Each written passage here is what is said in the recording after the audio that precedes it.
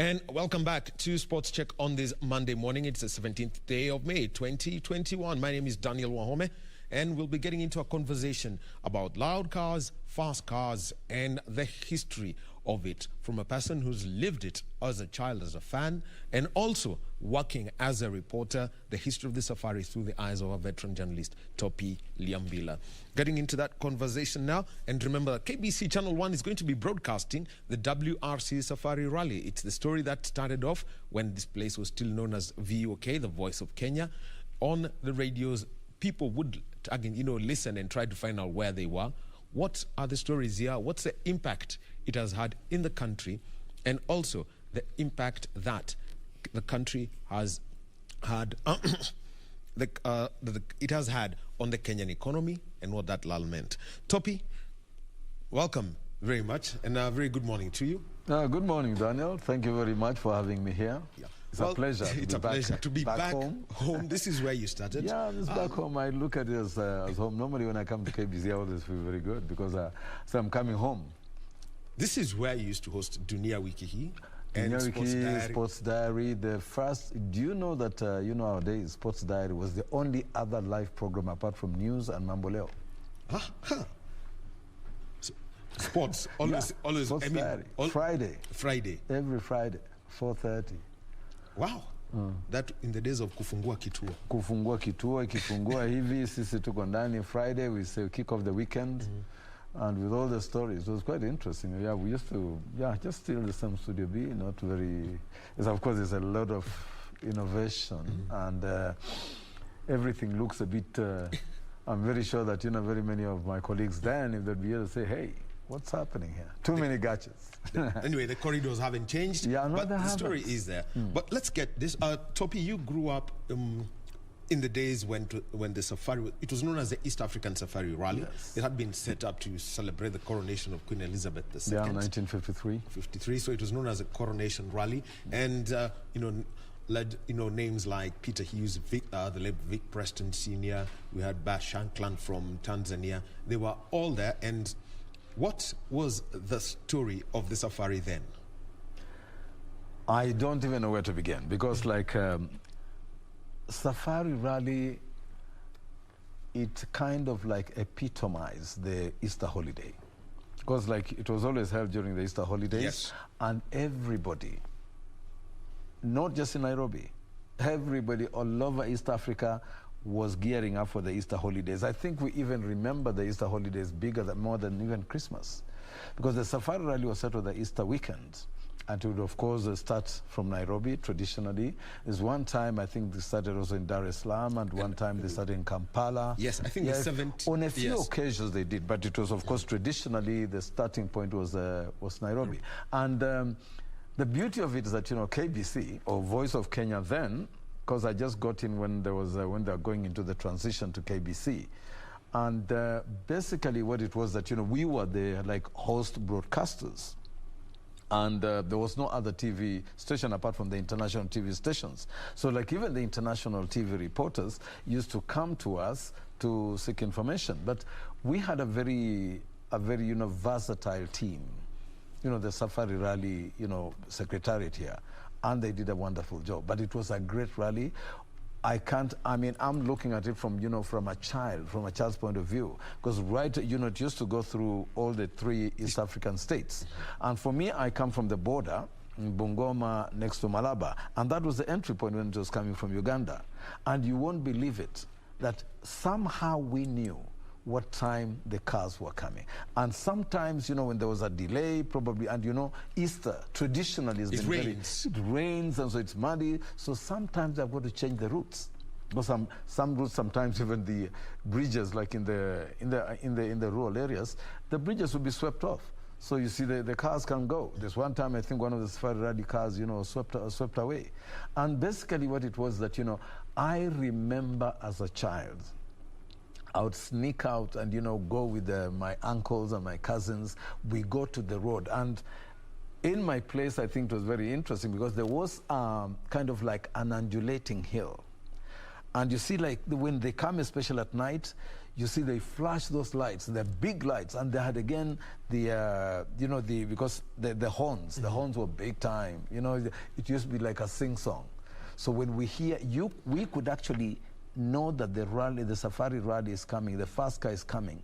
Like when it's about almost 20 miles away. Immediately it gets to Malaba border, it's coming through. We would hear.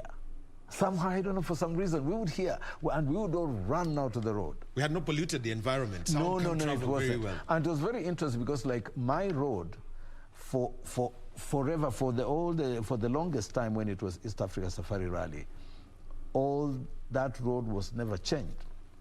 And one thing was because I think in some places, I think in Uganda, I mean, I'm not trying to be funny, but some places in Uganda and even Tanzania, there's some people are stoning cars. It has happened. It has happened. And also here, there was a small incident in Kenya. So basically for us, we guys welcome. There was no hooliganism, but we would be there. Do you know that sometimes there would be a delay and we would go to the road, say by about like 4 o'clock in the evening, expecting the fast car to come through. Then there is a delay. We would keep vigil until the next morning. There's one time I remember we stayed overnight on the road. Well, Topi Lyambila, he is a veteran broadcaster. That's his experience as a child. And now let's get on to his experiences covering it at the Voice of Kenya and later at the Kenya Broadcasting Corporation. And before I get to you, Topi, for me, we've had a change of guard, our sign language post, and now we have got Anastasia Wangeshi, who is our sign language interpreter. Topi, when the Voice of Kenya and now KBC was involved, it was the only broadcaster then, so yeah. Definitely this was something that basically took over the entire programming over that Easter weekend. Everyone would be focused on it. What were your experiences with the drivers before, during and after that rally?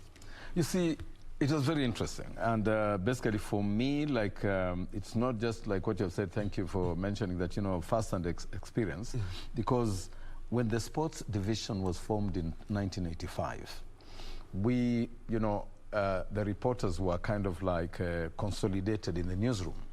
So we were the people in charge of the coverage, and we had to coordinate everything.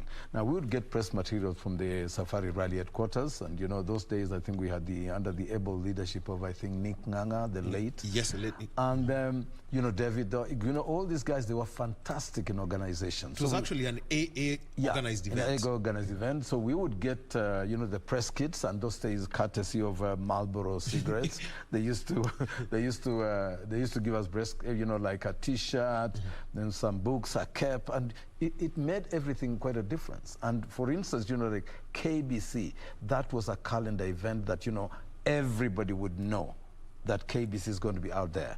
And this was not just even like national or general service. No, even the vernacular services were broadcasting the rally. There were commercials, and we, they made quite, our commercial department made quite a lot of money because we were the only people who were broadcasting, and we were taking all the commercials. And all the commercials, even the Kikuyu, the languages, the native languages, Luya, Kisi, what were all translated to run on the vernacular services. So literally, the Safari Rally would take over programming in a broadcasting house. And even people were not even looking forward to the news. News became a subsidiary. Politics was a subsidiary. Because, like, remember the kickoff at the KICC was being flagged off by the president. And, one of the very surreal things I remember then is that, I was the commentator. And you can imagine, I am the only person who is allowed at the podium. And so the president comes, and here I am, the first time. I'm very naive. I've never met the president. I've never shaken hands. I saw the president, I think, when I was about like 10 in primary school, and I hadn't really had any contact. And I'm here with the mic, waiting to kick off, and I'm on the podium. Nobody else, apart from the officials, the clerk of the course, the chairman of AA, the minister for culture, and the president comes on there. And you see, like, I used to enjoy that a bit. I mean, I don't remember it but the next day, all papers around the world carried that picture of the flag off of the president.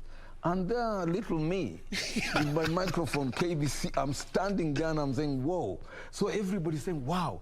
And you know, we never had, of course, like social media. If we had social media, my brother. Social media was a family album. Was a family, exactly. But the newspapers, all the newspapers would have my picture. So I'm there with the president and his flag off. So we could maybe like get a snippet of an interview, because those guys were actually very, they're very tense when they're on the podium. So you just sneak in, okay, fine, we have got all the information. So you talk about the driver, and then of course, luckily, like when he's, when he's talking to the chairman, you stick your mic there and, you hear a few words and off they go. But it was very interesting and very surreal. The legends of the sport in Kenya. Yes. The late Joginder Singh, the late Shekhar Mehta. Whenever they came to speak about the event, what is it that they said to the public, that endeared them? Not just as drivers, but also as people. No, as people, what they said is very interesting. But, Joginder would say, we are home, and this is our rally. So let's go, we wish you the best. And wherever they went to, and Kenyans were very supportive. Because like right from the start of the rally, because it's someone like Joginder, when he came on the rally, when he was like number 10 or number 20, because the international rally drivers were the ones who were coming on the podium first. And 1, 2, 3, 4, maybe like up to 5 were all the international rally drivers. Then, and you would see the applause at KICC when Joginder comes up, or Shekhar Mehta, or Peter Shiuka, even in those days. People like Patrick Njiru, he became a legend. Patrick Njiru, people like Anundwa. People would wait at the KICC, even after we have done the live, we have cut off the live and we're just recording. People would wait at KICC until the local drivers come on the podium. And it was, it was amazing. So if Patrick Njiru has got car number 45 at that point, then KBC would have to come back. No, we would be on standby, then probably cut back to programming at KBC, at a broadcasting house. But then when we know that Patrick Njiru is coming, they come back to us at KICC. It's a very interesting coordination. Also, the rally stories are there. Yes. Drivers who've, let's talk about, first of all, the women in sport. The first crew to all-female crew to finish the rally. A little old story. There was Lucille Cardwell. She was third in class in the 1961 safari with Anne Hall. But the flamboyant Orie Rogo Manduli, then known as Mary Ondieki. Yes, Mary Ondieki, and she participated in the East African Safari in 1974 and 75. The first all-lady crew from indigenous. And you can imagine what was the impact. It was very interesting because, okay, fine, there I was you're still in school, and of course we could hear these things. We could hear and we say, okay, fine, there's a lady driving. I mean, you see, even generally in those days, to find a lady behind a wheel was hard. Was phenomenal. I mean, like, what? A lady, that car is actually being driven by a lady, a normal car, not a rally car. A normal car on the streets. You find a lady driving a Mentos, unless or maybe of Asian origin or European origin, then people will say, but a black African lady behind a wheel in Nairobi. I'm talking about a personal car, not the rally. So now when it came that there was there was Mary Ondieki, and again it was also with what's the name of that? I keep forgetting the name of her. Name slips, but she was the first woman. But they were too. It was an all-women crew. Yes, it was. Yeah, and they look at them. On watch. Yeah, she was on watch, somebody. And you can imagine people talking about, everybody. Now, it even, like, more people wanted to go and watch the Safari Rally because people could not believe that actually women can drive. And it's very interesting when, of course, later on when the likes of French driver Michel Mouton came over, they had already, can you imagine, 1974, I still applaud that girl, that, she did well for the country and for women drivers. It was really great because it was surreal because, like, when you look at that car, the way it's made, and of course with the branding and so on, You know, sometimes, you know, people look inside the car and they think maybe there's something. What is it like? Just to get near the car was a lot. We guys, of course, like KBC used to be allowed to go to the Service park. To the service park, and then you have to look at, but the park for me, we enjoyed that. And you look at the count, it looked like a little thing. Like, well, later on, of course, when you go to the types of the March Turbo and the Nissan March Turbos and the Lancia Stratos, you know, you can't believe it. I think the Lancia Stratos was as big as this table. Yeah, it wasn't a big car. It wasn't a big car, and very low again. So you'd wonder how somebody even fits there, but it was beautiful. So, and the impact of women in sport, because at the moment we've got the event secretary for the WRC, Helen Shiri. She calls herself head girl in the. She's known as head girl in the rallying circles. Yeah. We've got Sylvia King, together with Ann Teeth. They actually gave the men a run for their money. Oh yeah. Around that time. Moving on later to the last all-woman crew to finish a WRC event, Michelle Van Tongeren and Safina Khan. That was in 2001. Lynette Ayuko right now being here. And also Karo Wahome, not a relative of mine, who became the first woman to win a two-wheel drive co-driver's title in the KNRC way back in 2000. How has it changed? No, it's changed the policy because, like, people now, I mean, like, maybe say from about, like, the 2000. Because even in the 90s, still, it kind of had disappeared. There were not very many women drivers. It was who? Linda Morgan. Yeah, Linda Morgan and what. Then, and then they used to say Prem Choda and Paulu Choda, you know, the husband and wife crew. But I think in the 2000, that's when now our girls came up and began again hitting the road. I was out of town, but I used to hear, you know, Warembo Bila makeup. I used to hear, you know, this great Divas on Wheels. Yeah, Divas on Wheels. You know, Lynette. You know, she's done well, and you know, because when I look at them and I'm asking myself, wait a minute, at least we are getting the feel of it. And you see, that's why you see, like, even in the same sports, you find, like, women referees in football. It means that, you know, we have kind of, like, come of age. And we need, and especially now that you say Cherie, she's now in management, that is the way it has to go. Because I would have loved it. For instance, if somebody like Marion Dieki or Rio Rogo Manduli, if she had gone into, you know, motor rally, you know, like sports management, instead of, you know, going to politics. Of course, so her going to politics was, you know, sports laws. And I believe that, you know, because when women graduate from playing the sport and managing it, it's phenomenal, and it carries a big, you know, a sounding message, a resounding message to the young girls in the schools. Because but you see, if they just participate and then afterwards just disappear after the game is over, after their playing days are over, it's not good. They need to stay and get into management. Of course, this has been relative. I mean, you could have a lot of stories about that. Let me move on now to something. It created stars in this country. Patrick Njiro, David Anunda, Phineas Kimathi now. Ngunjiri. The late John Ngunjiri. John Ngunjiri.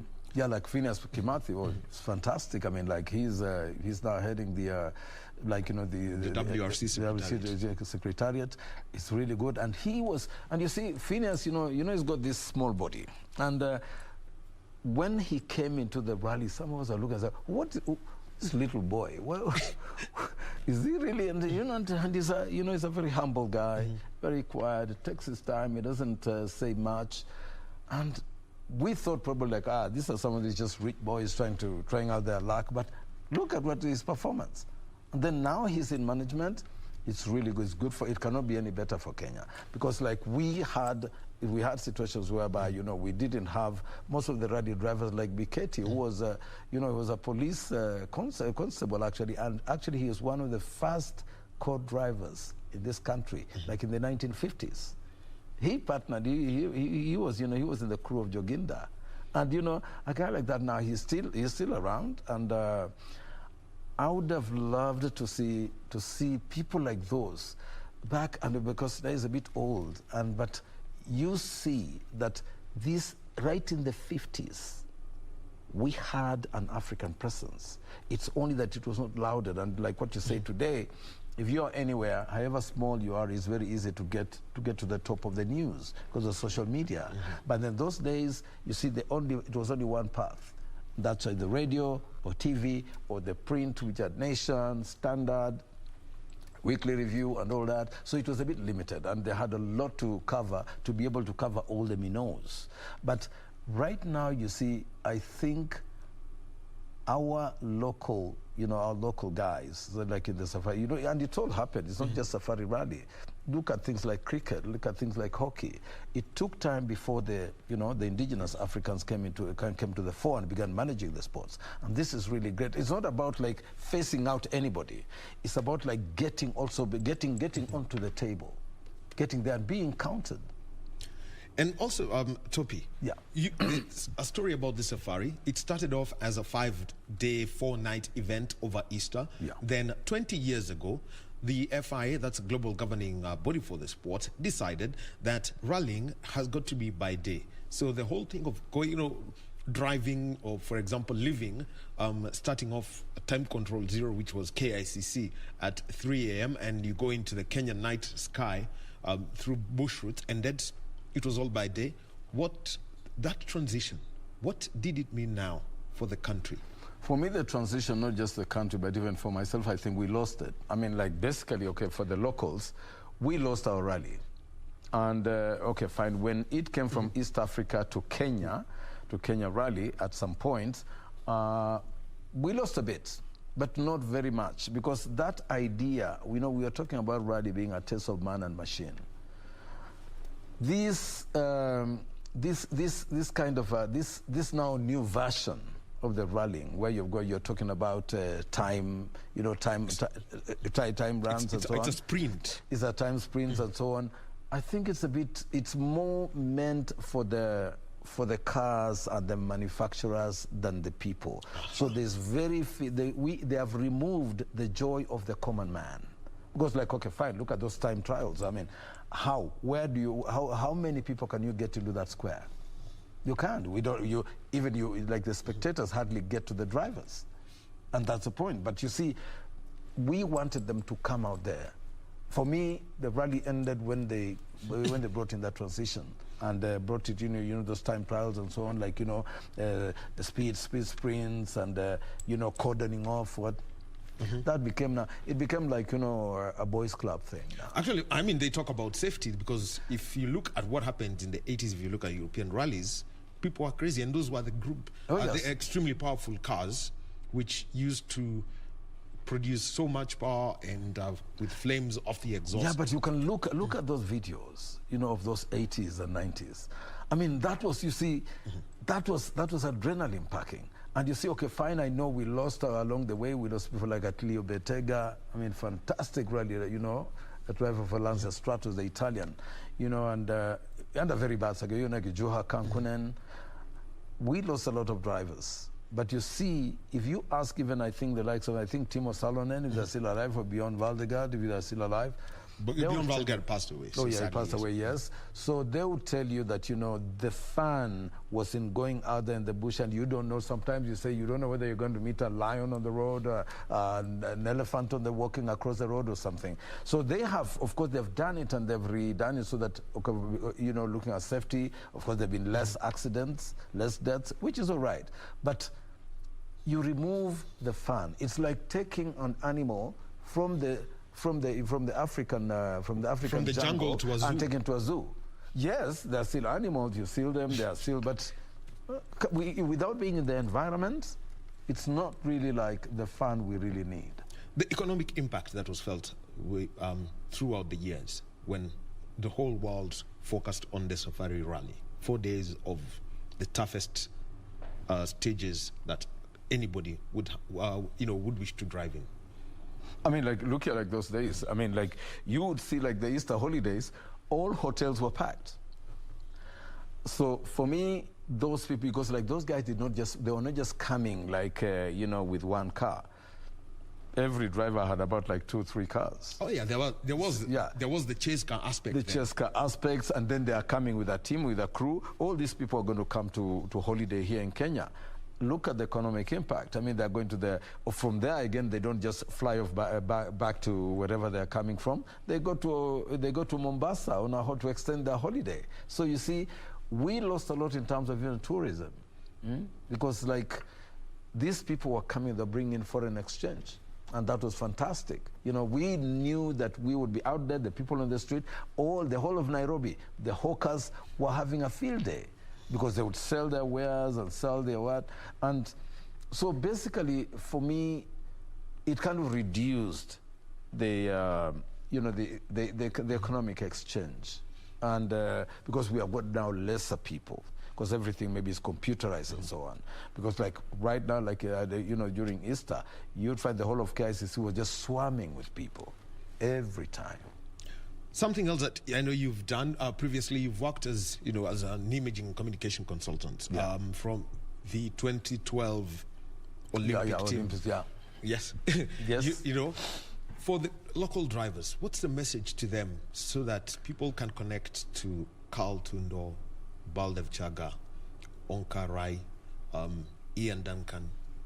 What do they need to do? I mean, it's really good that to hear that Ian Duncan is still on, because that is those are the boy wonders of the 90s. Actually, the last Kenyan to win a WRC event. Exactly. So it's a good 27 years ago. Yeah, a bit reserved, but he's a great driver. And of course, you know, because what I'm saying, you know, like our drivers,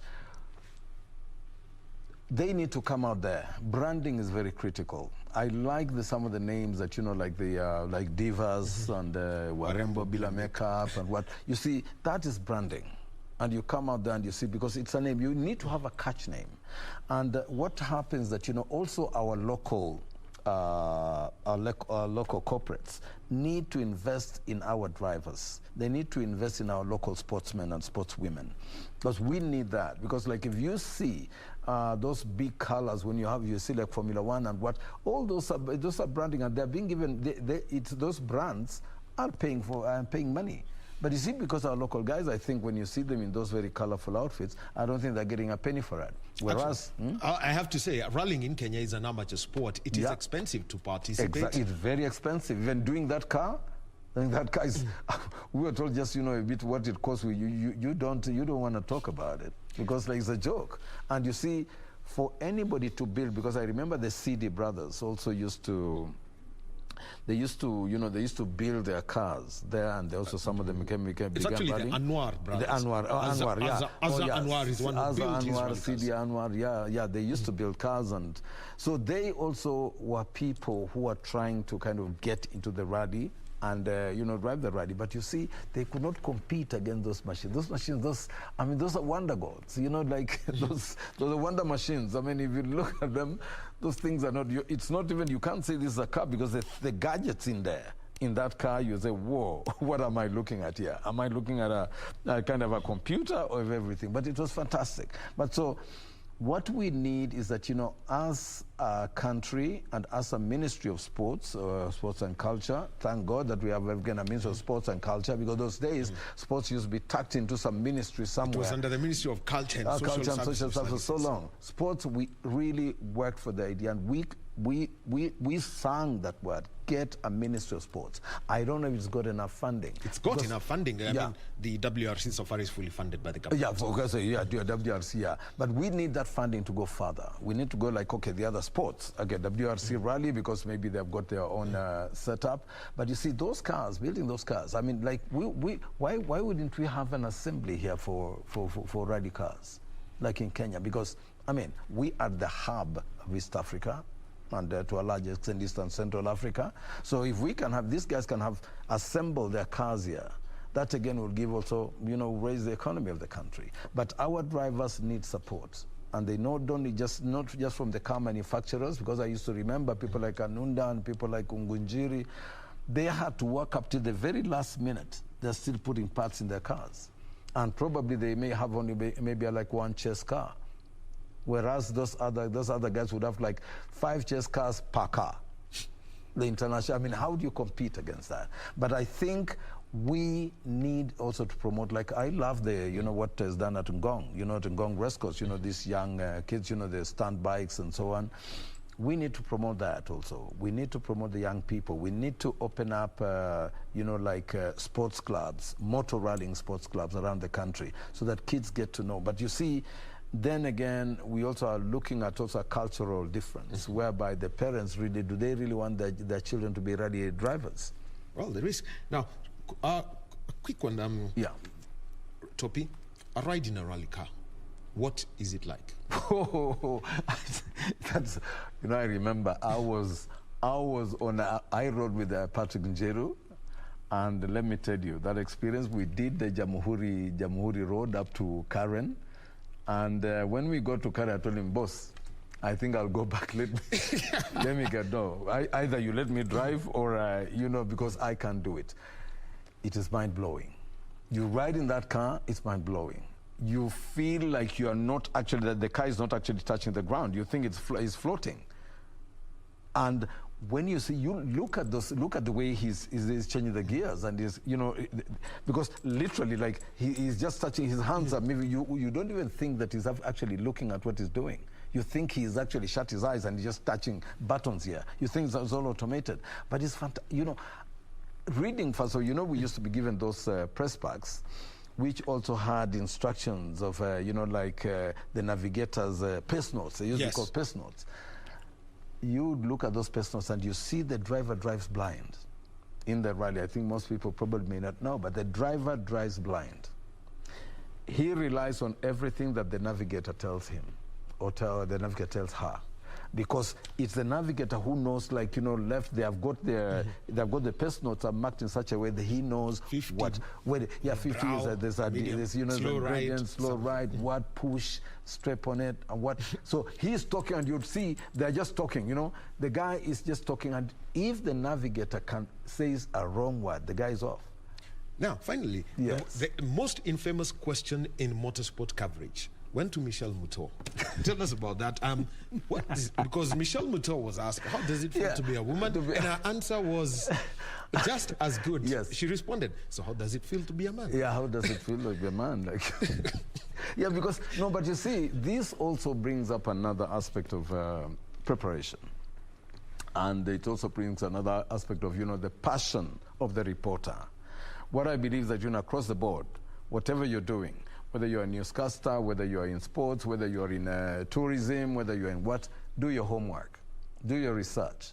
And it never hurts to ask, hey, Dan, what do you think? I'm going to see this guy. What questions do I need to ask? But you see here, I think people were excited, and everybody, you know, some of those guys, I remember it was actually a print journal. It was not somebody from VOK who asked that question, because that's there.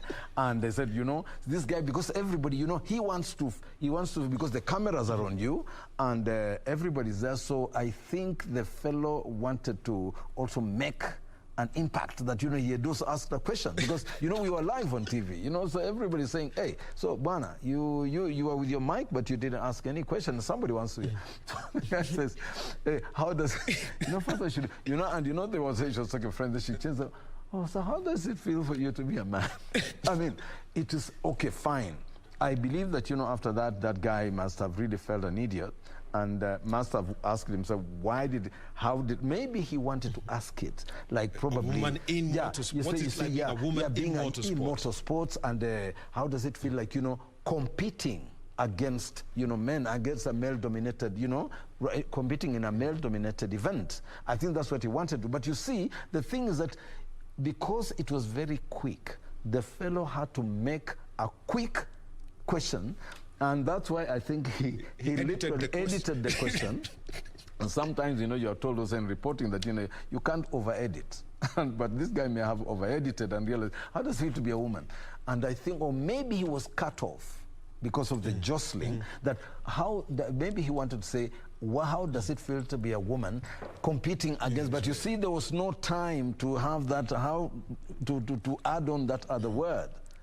So there, boom. But those are the interesting bits about reporting about live events, because you do not prepare yourself for a live event. You just need to be sharp. You need to be on your toes. You need to be fresh, and you need to understand what I say always, for any reporter, whatever you're reporting, whether it's a fire, whether it's what, you have got to be on top of things. You've got to understand, do your research, and be ready when you're hitting the ground running. So you don't go there and begin, that's when you begin jostling, looking for notes and where you put the questions. Get ready. So you must prepare yourself. As a reporter, you need to, because everybody is listening to you, everybody is relying on you. So you need to really be careful about what you want to ask and what you want to talk about. ask yourself, what does the viewer, what does the listener out there need to? And I think, okay, fine, we need to, well, at some point, probably we need to get round to something. Well, I can tell you this conversation will go on for a very long time. And the reason we're having it is because KBC will be broadcasting the WRC Safari Rally from the 24th of June to the 27th of June. But not just the event proper, but also the scrutiny hearing. We shall be covering that. The drivers, what they say, the recce about the route, and the backstory behind the Safari Rally. We'll be having this conversation over the next 5 weeks, until the noisy cars vroom off from the KICC to the Kasarani Super Special before going down to Naivasha. Topi Lyambila, veteran journalist, thank you very much for your time this morning. More conversations about this, about the cars, and also with some of our legends of the safari will be coming to you over the next 5 weeks, like I mentioned. Right now, we take a short break, and when we get back, the weekend that was, a review of the football extravaganza that was on KBC Channel 1, from the DFB Pokal to the CAF Confederation Cup, and all that's been happening over the weekend.